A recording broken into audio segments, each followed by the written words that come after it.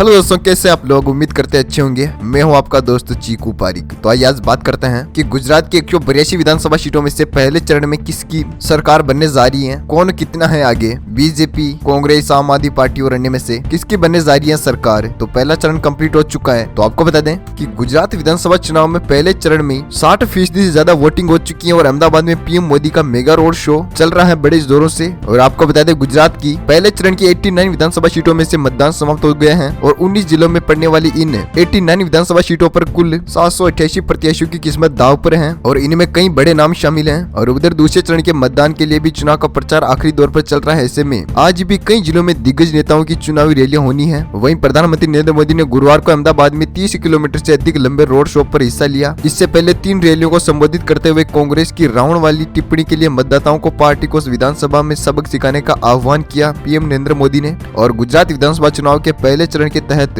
गुरुवार को 89 विधानसभा सीटों पर मतदान हुआ, जबकि अहमदाबाद शहर की 16 समेत बाकी 93 सीटों पर 5 दिसंबर को वोट डाले जाएंगे। और प्रधानमंत्री नरेंद्र मोदी ने अहमदाबाद में रोड शो के दौरान सरदार वल्लभ भाई पटेल की प्रतिमा पर पुष्पांजलि अर्पित की है। और आपको बता दें PM Narendra Modi road show के जरिए कुल 54 किलोमीटर की दूरी तय करेंगे, इसमें से 14 विधानसभा क्षेत्र कवर करेंगे। तो आपको बता दें कि गुजरात विधानसभा चुनाव में 182 विधानसभा सीटों में से किसकी बन रही है सरकार। तो फटाफट से आपका कोई बिना टाइम वेस्ट किए हुए ले चलते हैं पहले जिले के अपडेट के बारे में। तो आइए बात करते हैं। इससे पहले आपने अभी तक ELS न्यूज चैनल को अभी तक सब्सक्राइब नहीं किया तो वीडियो के नीचे लाल बटन दिया, इस पर क्लिक कीजिए और चैनल को सब्सक्राइब करके बेल आइकॉन जरूर दबाएगा ताकि हर लेटेस्ट ताजा खबर आपको मिलती रहे अपने फोन पर। तो आइए बात करते हैं। सबसे पहला जिला निकलकर सामने आ रहा है अहमदाबाद की 21 विधानसभा सीटों में से बीजेपी खाते में 18 विधानसभा सीटें जा सकती है और कांग्रेस पार्टी खाते में 2 सीटें और आम आदमी पार्टी खाते में 1 सीट और अन्य खाते में 0 विधानसभा सीट जा सकती है। इसी के साथ बात करते हैं अगले जिले की। तो आनंद में 7 विधानसभा सीटों में से बीजेपी खाते में 3 विधानसभा सीटें जा सकती हैं और कांग्रेस पार्टी खाते में भी 3 सीटें जा सकती हैं और आम आदमी पार्टी खाते में 1 और अन्य खाते में 0 विधानसभा सीट जा सकती है। इसी के साथ बात करते हैं खेड़ा की 7 विधानसभा सीटों की ओपिनियन पोल के बारे में। तो बीजेपी खाते में 5 विधानसभा सीटें जा सकती हैं और कांग्रेस पार्टी खाते में 2 सीटें जा सकती है और आम आदमी पार्टी खाते में 0 सीट जाती हुई नजर आ रही है और अन्य खाते में भी 0 विधानसभा सीट जा सकती है। इसी के साथ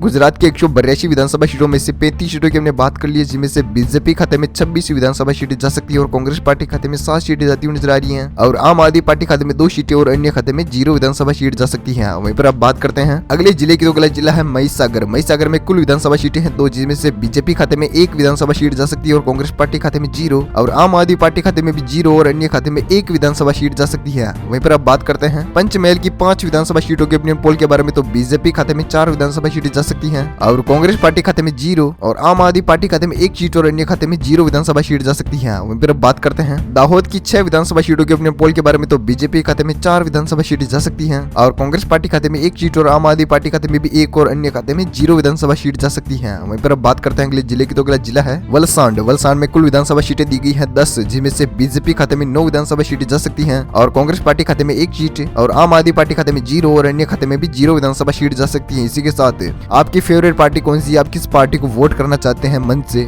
उस पार्टी का नाम नीचे कमेंट बॉक्स में जरूर दीजिएगा। क्या बीजेपी आपकी फेवरेट पार्टी है या कांग्रेस या आम आदमी पार्टी और अन्य में से कोई भी आपकी फेवरेट पार्टी हो, उससे नीचे कमेंट बॉक्स में जरूर दीजिएगा। और इसी के साथ अब बात करते हैं छोटा उदयपुर की 3 विधानसभा सीटों के ओपिनियन पोल के बारे में। तो बीजेपी खाते में 1 विधानसभा सीट जा सकती है और कांग्रेस पार्टी खाते में 1 सीट और आम आदमी पार्टी खाते में भी 1 और अन्य खाते में 0 विधानसभा सीट जा सकती है। इसी के साथ अब बात करते हैं साबरकांठा की 9 विधानसभा सीटों के ओपिनियन पोल के बारे में। तो बीजेपी खाते में 4 विधानसभा सीटें जा सकती है और कांग्रेस पार्टी खाते में 3 सीटें जाती हुई नजर आ रही है और अन्य खाते में 2 विधानसभा सीट जा सकती है। वहीं पर अब बात करते हैं गुजरात की 182 विधानसभा सीटों में से 70 सीटों की बात कर ली, जिनमें से बीजेपी खाते में 49 विधानसभा सीटें जा सकती हैं और कांग्रेस पार्टी खाते में 13 विधानसभा सीटें जा सकती है और अन्य खाते में 2 सीटें और आम आदमी पार्टी खाते में 6 विधानसभा सीट जा सकती है। इसी के साथ अब बात की जाए अगले जिले की। तो अगला जिला है पाटन में 4 विधानसभा सीटों में से बीजेपी खाते में 2 विधानसभा सीटें जा सकती हैं और कांग्रेस पार्टी खाते में भी 2 सीटें और आम आदमी पार्टी खाते में 0 और अन्य खाते में भी 0 विधानसभा सीट जा सकती है। वहीं पर अब बात करते हैं मेहसाणा की 7 विधानसभा सीटों में से बीजेपी खाते में 6 विधानसभा सीटें जा सकती है और कांग्रेस पार्टी खाते में 1 सीट जा सकती है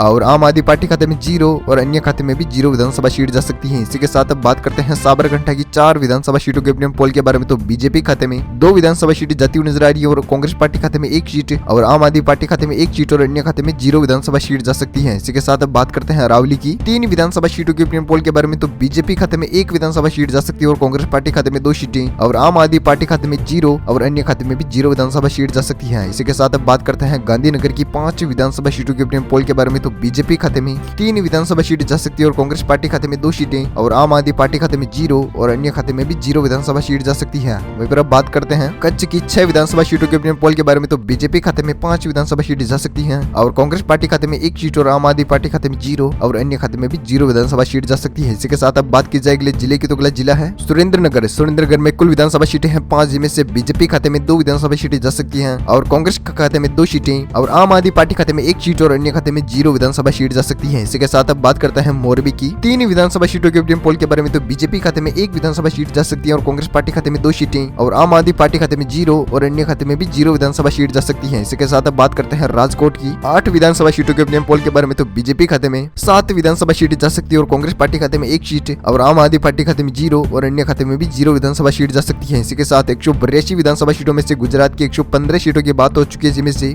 बीजेपी खाते में 78 विधानसभा सीटें जा सकती है और कांग्रेस पार्टी खाते में 27 सीटें और आम आदमी पार्टी खाते में 8 और अन्य खाते में 2 विधानसभा सीट जा सकती है। इसी के साथ अब बात करते हैं अगले जिले की, तो अगला जिला है जामनगर। जामनगर की 5 विधानसभा सीटों में से बीजेपी खाते में 3 सीटें जा सकती हैं और कांग्रेस पार्टी खाते में 2 सीटें और आम आदमी पार्टी खाते में 0 और अन्य खाते में भी 0 विधानसभा सीट जा सकती है। वहीं पर अब बात करते हैं देवभूमि द्वारिका की 2 विधानसभा सीटों के अपने पोल के बारे में। तो बीजेपी खाते में 2 विधानसभा सीटें जा सकती हैं, बाकी कांग्रेस और आम आदमी पार्टी और अन्य खाते में 0 विधानसभा सीट जा सकती है। इसी के साथ अब बात करते हैं पोरबंदरी की 2 विधानसभा सीटों के अपने पोल के बारे में। तो बीजेपी खाते में 1 विधानसभा सीट जा सकती है और कांग्रेस पार्टी खाते में 0 और आम आदमी पार्टी खाते में 1 और अन्य खाते में 0 विधानसभा सीट जा सकती है। वहीं पर अब बात करते हैं अगले जिले की, तो अगला जिला है जूनागढ़। जूनागढ़ की 5 विधानसभा सीटों में से बीजेपी खाते में 2 विधानसभा सीटें जा सकती है और कांग्रेस पार्टी खाते में 3 सीटें और आम आदमी पार्टी खाते में 0 और अन्य खाते में भी 0 विधानसभा सीट जा सकती है। इसी के साथ अब बात करते हैं गिर सोमनाथ की 4 विधानसभा सीटों के अपने पोल के बारे में। तो बीजेपी खाते में 2 विधानसभा सीटें जा सकती हैं और कांग्रेस पार्टी खाते में भी 2 सीटें और आम आदमी पार्टी खाते में 0 और अन्य खाते में भी 0 विधानसभा सीट जा सकती है। इसी के साथ अब बात करते हैं अमरेली की 5 विधानसभा सीटों के अपने पोल के बारे में। तो बीजेपी खाते में 2 विधानसभा सीटें जा सकती है और कांग्रेस पार्टी खाते में भी 2 और आम आदमी पार्टी खाते में 1 सीट और अन्य खाते में 0 विधानसभा सीट जा सकती है। इसी के साथ